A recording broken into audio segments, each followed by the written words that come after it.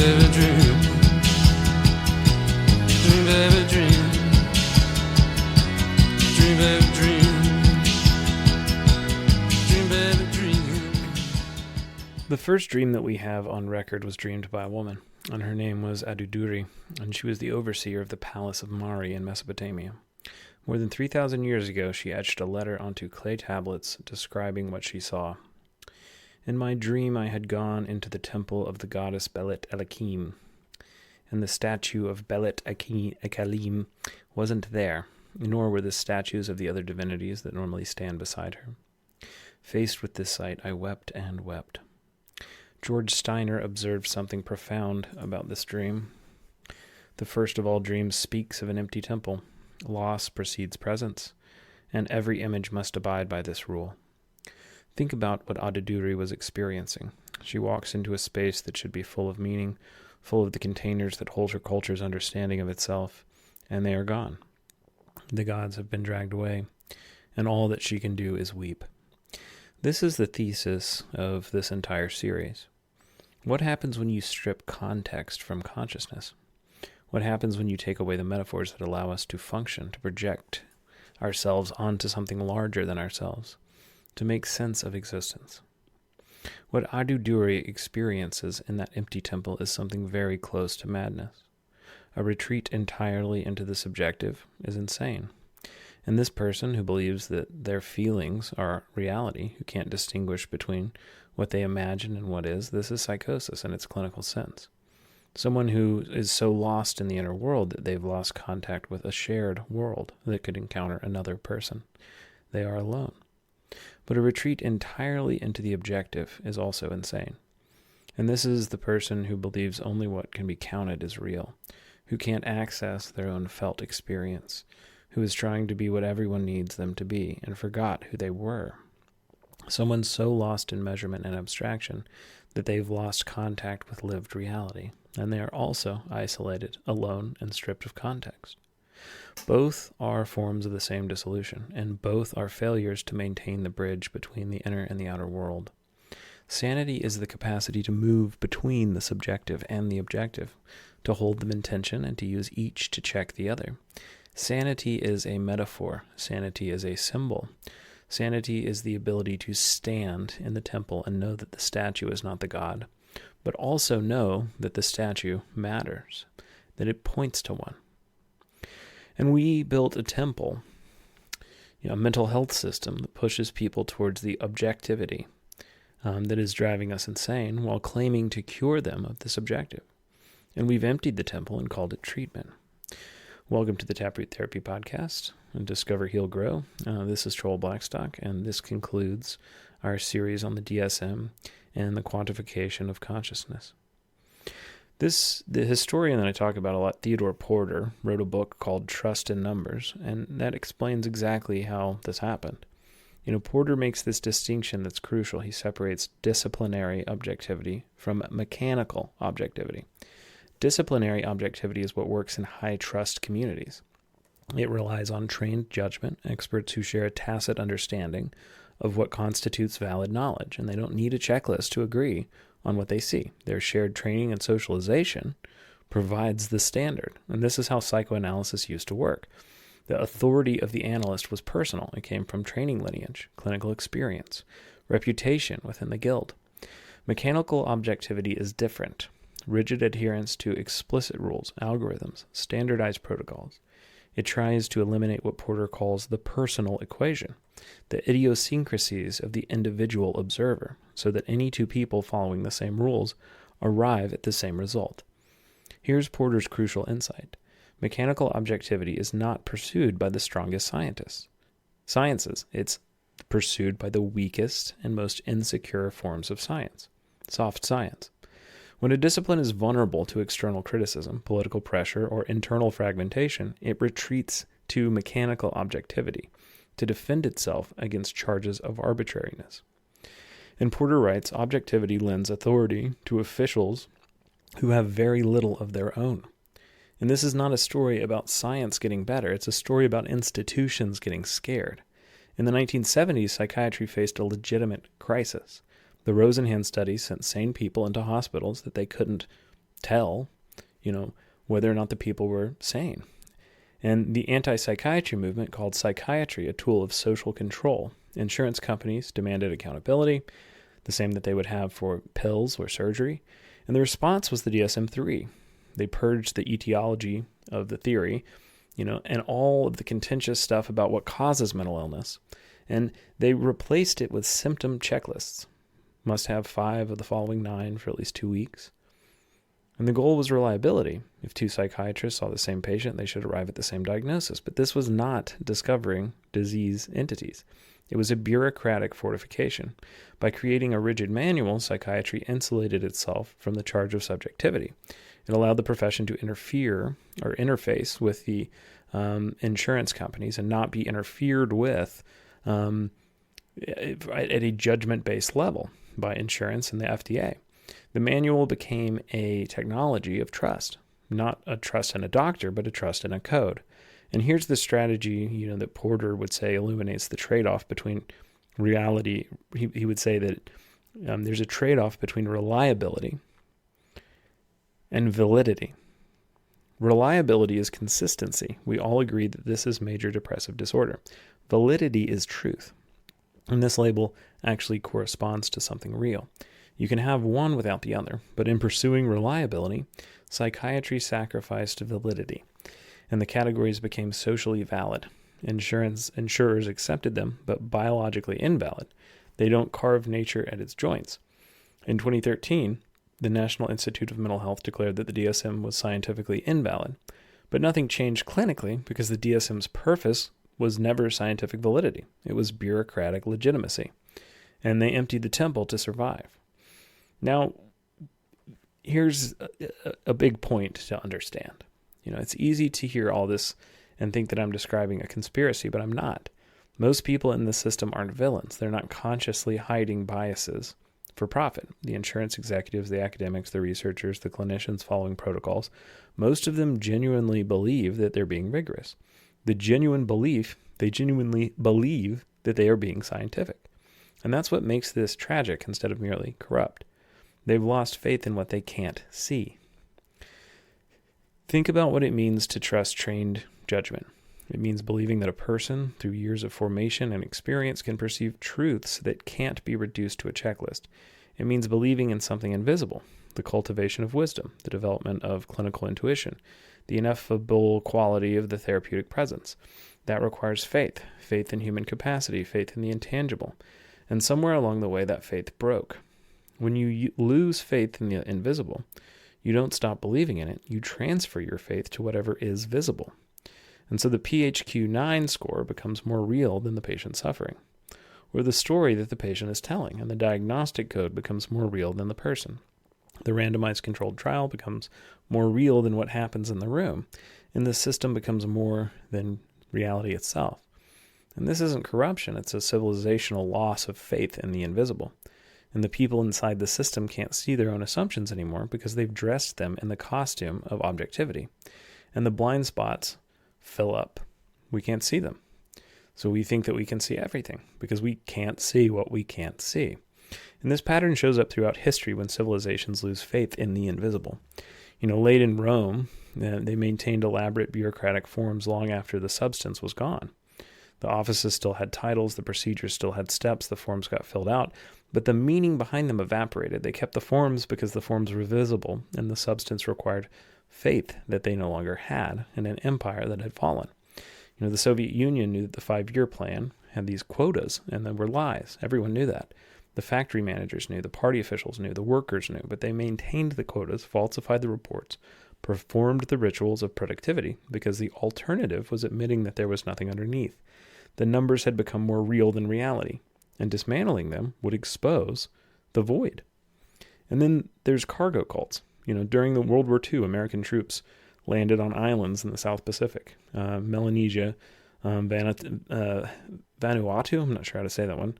I think it's Vanuatu. Places that had never seen, industrial civilization. They built airstrips.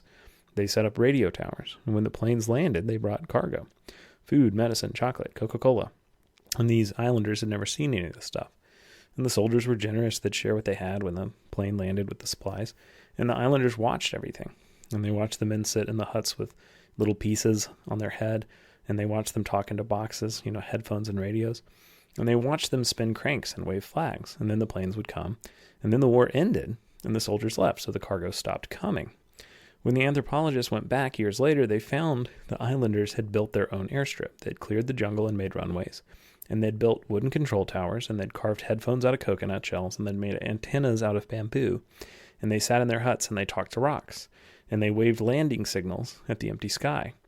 And Richard Feynman, the physicist, gave a commencement speech at Caltech in 1974. He said, "In the South Seas, there is a cargo cult of people, and during the war, they saw airplanes land with lots of goods and materials, and they wanted the same thing to happen now. So they've arranged to make things like runways, to put fires along the sides of the runways, to make a wooden hut for a man to sit in with 2 wooden pieces on his head like a headphone, and bars of bamboo sticks sticking out like antennas. He's the controller. And they wait for the airplanes to land. They're doing everything right. The form is perfect. It looks exactly the way that it should, the way that it looked before. But it doesn't work because no airplanes land." And Feynman called this the cargo cult science, following all the apparent forms of scientific investigation while missing something essential. He was talking about psychology. He said that the first principle is that you must not fool yourself, and you are the easiest person to fool. Never underestimate how a little group of people who think that they're smart and take themselves very seriously can actually know. When I was a kid, there was this guy he was huge in evangelical circles, James Dobson, Focus on the Family. And he did all these books and seminars about raising children to be Christian and accountable. And the motto of the movement was break the will of the child. The child was bad, and if you made it subservient, it was how could the child serve the God if they can't even serve the Father? So you teach them obedience through discipline. And Dobson advocated for spanking children as young as 15 months old. And he wrote about escalating punishment until there was crying. Genuine tears is what he would call it, not pretend tears. They have to actually be completely dysregulated. And, there was a thing that he also would say was that if the baby was crying, but it wasn't mealtime, an infant, you should give it water to show that you heard it. But you shouldn't give it milk because it wasn't mealtime. And you were trying to teach it that it was crying at the wrong time, We know infants, they need food. They don't even know that they're separate from the mother. They just want warmth and love and food.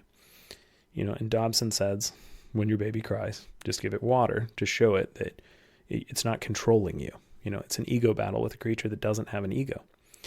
Like a dog knows how to nurse its babies. And we get a whole bunch of people in a room who sat down completely objectively through logic and ego, came up with a way to break that inborn nature and to be cut off from it. There's a metaphor from visual science, neuroscience, that explains why people inside the systems generally can't see what they're doing. The lacuna is the spot in your eye where the optic nerve enters the eye to carry the message back to the subcortical brain, or 90% of it, and then 10% goes directly, and the rest of it goes to occipital, where an image gets resolved. And the eye is literally blind there. It can't see anything. There's a hole in your vision right now, but your brain confabulates vision in that spot. It takes everything around the blind spot, and it fills it in like a Photoshop filter. And you can't see that even if you try. The confabulation is seamless. You can look at the center of your vision, and you have no idea where it is. And this is what institutions do. They fill in their blind spots with assumptions dressed as facts. The pharmaceutical researcher doesn't see their funding source as bias because they've defined methodology in a way that excludes that consideration. The blind spot fills itself in. The academic doesn't see their career investment as bias because they've defined evidence in a way that only includes certain evidence and excludes others. So it's not evidence. I'm not going to look at it. Except it's evidence that you're wrong. You're just not looking at it. And they look at certain evidence very correctly, and the blind spot fills up. And the insurance company doesn't see the profit motive as bias because they've defined responsible care in a way that aligns with their bottom line. And the ultimate purpose of their organization is to make money. So how could they examine that? The blind spot fills up. They genuinely can't see it. The lacuna is invisible to the eye that has it, and all eyes have it. And this is why the system can't reform itself from within. The people inside are looking through eyes that have blind spots in exactly the same places that they'd need to see to make change. And they're performing the rituals of science with genuine sincerity. And they never notice that the substance has been replaced by procedure. And the only way to see a blind spot is through another perspective. Multiple eyes can map the visual field completely, even though no single eye can see everything. Which is why this conversation has to happen outside of that system. Here's what actually works in therapy, what's always worked. What keeps getting discovered over and over across cultures and centuries by people who never met each other. These are perennial philosophies. They recur because they're pointing at something true about consciousness itself. If this weren't a story that the deep brain is telling us from behind the scenes, then we wouldn't keep rediscovering it. That is a recurrent form of evidence, objective evidence, but it requires your subjectivity to see what these people are saying.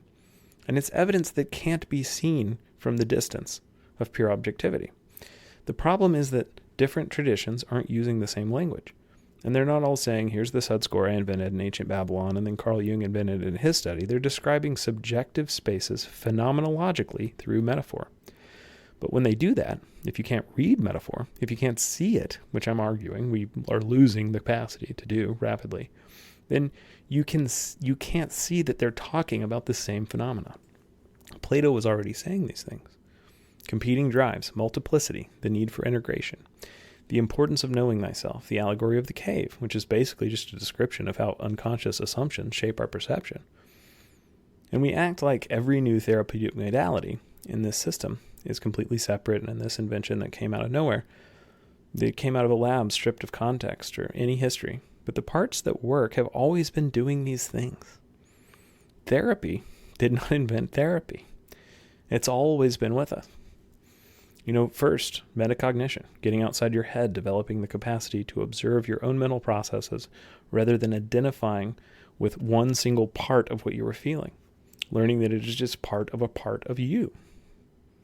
And this is meditation, this is mindfulness, this is Freud's where id was, there ego shall be. This is Jung's individuation. This is CBT's cognitive restructuring when it works, all pointing at the same thing. But in a purely cognitive behavioral vacuum, it's hard to do metacognition if you don't understand multiplicity of parts. Because you're thinking, I'm one thing, thinking this thing. Now, how do I change that? And you can't back up from yourself when you are yourself completely. The brain has competing networks of consciousness. And it's not one monad. There are different systems with different agendas, and you need a framework to discover that. Second, somatics, the way the body stores energy and emotion, and pre-budgets it in anticipation of what you need to feel to solve a problem later, based on subtle clues. You've got to bring in the fact that the body feels emotion before the mind knows it's there.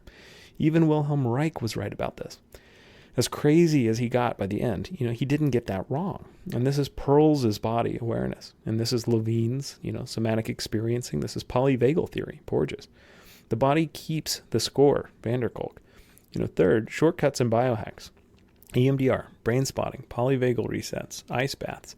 Tricks that separate you from this stuff quickly as like a little trick to get some buy-in so that you can start to feel how your brain works. But, even the shortcuts that I talk about, brain spotting, ETT, all that stuff, they're not going to help you if you've completely deconstructed who you are. They're not going to help you accept the truth that you've uncovered. That's always going to be the role of a trained therapist. It's always going to be the subjective storyteller function that's helping you understand what's going on in your mind and making you a collaborator in that project. Because there is no formula for meaning. And that's the point. My wife's a teacher, and one of the things that drives me nuts is how we'll spend, as a country, millions of dollars on studies proving that some new educational platform made by a private contractor needs to go into schools because it's more effective. All the data in education, going back to the beginning of time, says that if a class is smaller, because you hired more teachers, the students do better. No matter what you teach, no matter how you teach it, no matter what technology you have, even if the teacher is incompetent, smaller classes mean better outcomes. But we put millions into the system that let classes have 50 students, 60 students, and exhaust the good teachers until they leave because the science says that works. When we know what the science says, we just don't want to do it. because we'd rather pay Pearson Hall. Same thing in psychotherapy. We know the therapeutic relationship predicts outcomes better than technique, better than the competence of the therapist. And we know smaller caseloads produce better results. We know what works is presence, attunement, the quality of the encounter between two humans. But that can't be manualized. It can't travel across bureaucratic distance, and it can't be audited by people with no clinical understanding who are some reason this middleman involved in paying bills. So we build wooden control towers and we wait for planes that never come. And here's what we forgot about why objectivity exists when we talk about it. The purpose of objectivity is empiricism. The scientific method is to test our own biases. It exists to check us when we're wrong. When the data contradicts our assumptions, we're supposed to update the assumption. That's science. But what we use it for now is just gatekeeping. If something hasn't been researched, it doesn't exist. If something hasn't been quantified, it's not real. If a discovery doesn't fit the existing paradigm, the discovery must be wrong. If you did something that worked and the patient agreed it worked and they got better, you must be crazy because that thing hasn't been researched yet.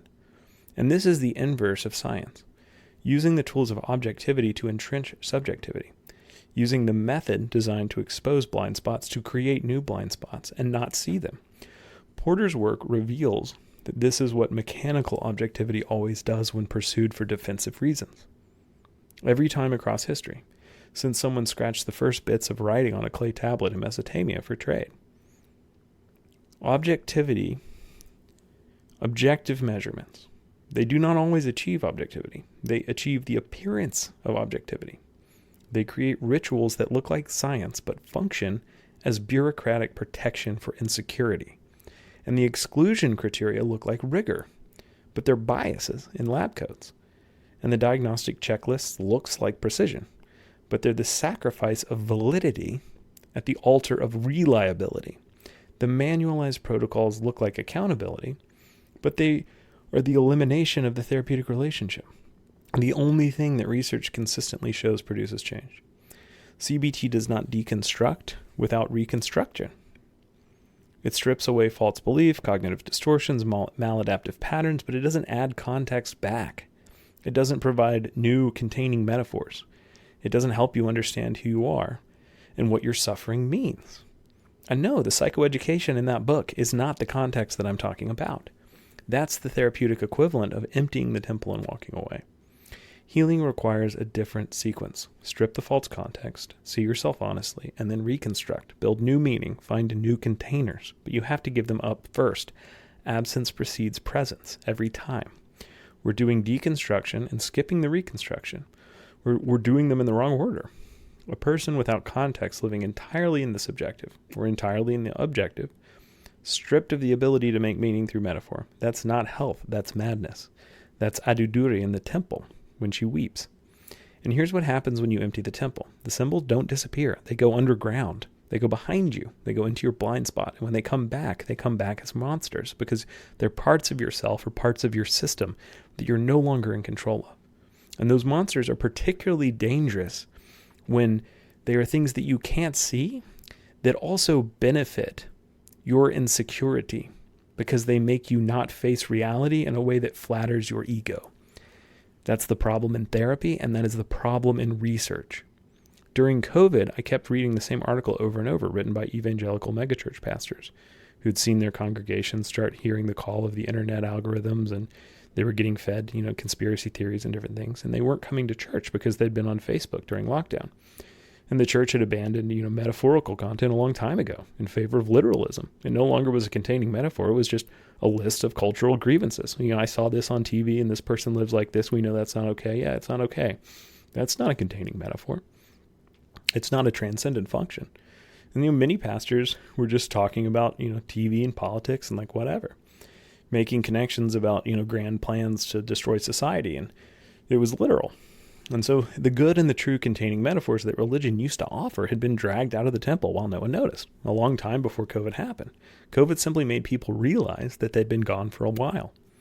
And so those symbols rushed back, and these pastors all wrote articles being like, I like Trump, I'm a Republican, I'm right-wing, but, I'm getting called woke, and they're saying that, QAnon doing ley lines through New Age 5G, and Jesus is working against these aliens for those ones. And I just think the church did a bad job reaching out, to their congregation during COVID, and we need to have a conversation about how you keep the church contained.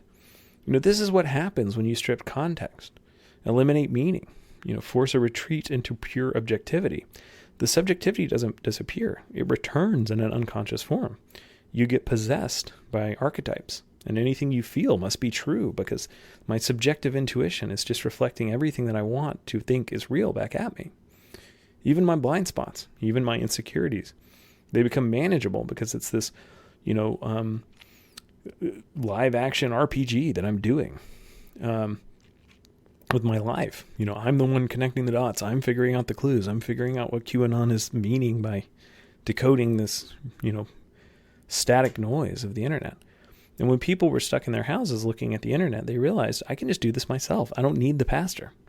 And the idols had already been gone. COVID just made it visible. And what's hurting psychotherapy is not CBT. It's the incentive structure that makes the CBT the default mode. That incentive structure exists because of what Porter calls the technology of distance. Insurance companies can't sit in the room. They can't evaluate trained judgment, and they can't only evaluate what they can quantify, and they can't trust you. They can only have what can travel across bureaucratic distance, which is a number, to be audited by people with no clinical understanding. And so they reimburse what can be measured, manualized protocols, symptom checklists, treatment plans with objective measurable goals. Therapists who need to eat learn to speak that language, and they document in ways that satisfy auditors, and then they provide evidence-based treatment that fit the billing codes. And then off the record, they'll tell you that they don't respect the system and that the system isn't really measuring anything that they do. I'm not saying that, but I hold that from many people. The system doesn't need to be this evil. It just needs to be distant. The technology of distance does the work automatically. No one's responsible, so no one really did anything wrong. Everyone's just doing their job. It's just how it works. And the result is a lot of licensed practitioners who are not actually doing therapy if they're taking that system seriously. They don't understand what therapy is. They're following manuals instead of encountering persons. And I'm not saying this because they threaten me or I'm mad at them. I'm saying this out of anger for patients, because this is the mainstream population's experience of my profession. I'm not criticizing the competition here. These people aren't my competition. We've got a wait list. I don't care what you're doing. I care when you're not helping people. And this is what most people think therapy is. This is why people get on TikTok or Jordan Peterson videos instead of a medical provider. And yeah, he was licensed one time. He's not a medical provider. He's not a therapist. And the answer to bad therapy is not no therapy. It's just better therapy. I'm deeply skeptical of the idea that therapy is just self-expression, or that TikTok and support groups could replace professional treatment because it's all just corrupted systemic control anyway.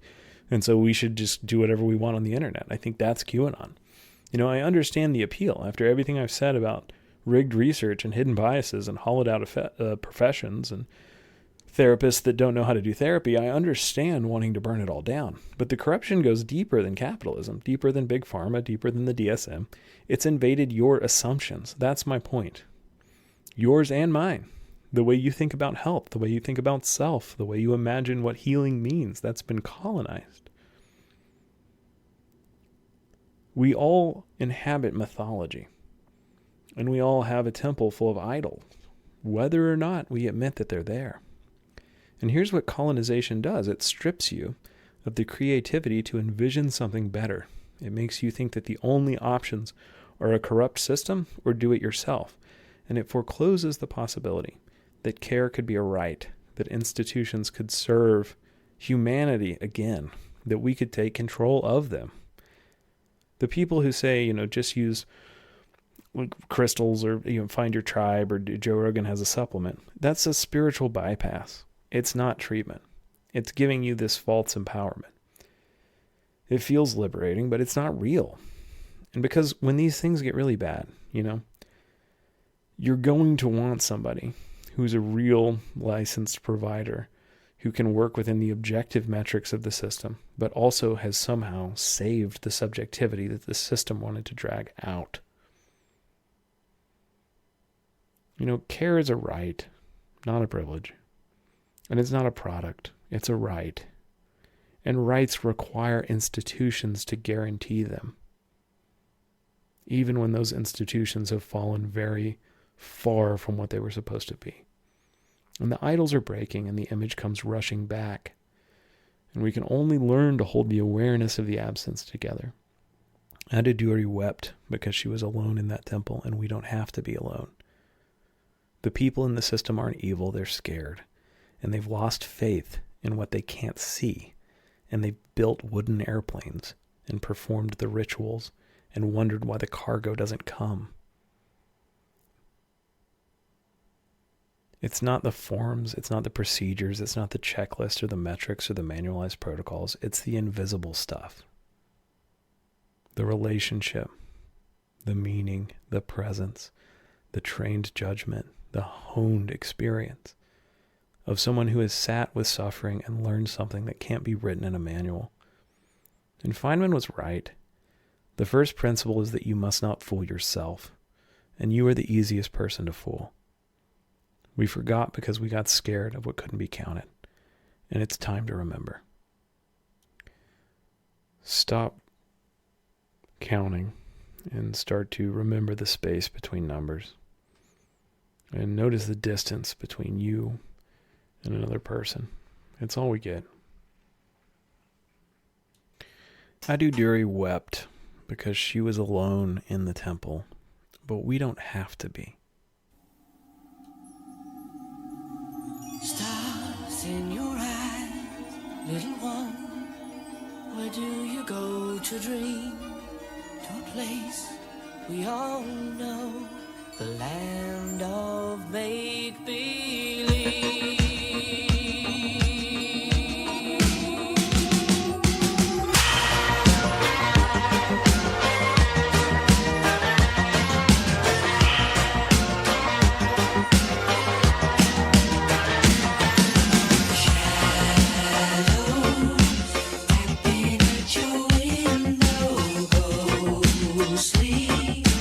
Voices whisper, will you come?